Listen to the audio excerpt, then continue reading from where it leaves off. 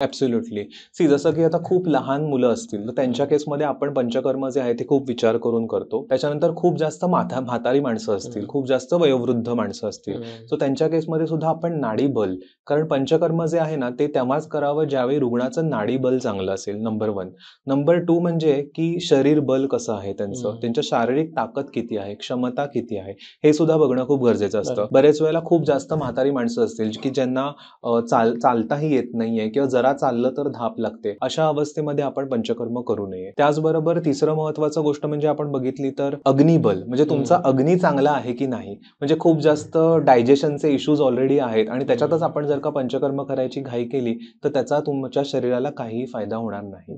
So आधी आपल्याला दीपन पाचन करून पेशंटचा अग्नी चांगलं करणं गरजेचं. कसं आहे ना, पंचकर्ममध्ये आपण खूप चांगली तुपं, खूप चांगली औषधं शरीरामध्ये सोडणार आहोत. तर अशा वेळी शरीराने ती पूर्णपणे ॲब्झॉर्ब करणं सुद्धा गरजेचं आहे आणि त्याच्यासाठी तुमचं मेटाबॉलिझम, तुमचं डायजेशन हे आधी चांगलं झालं पाहिजे आणि त्याच्यासाठी म्हणून दीपन पाचन करून मगच आपण पंचकर्माला सुरुवात केली पाहिजे.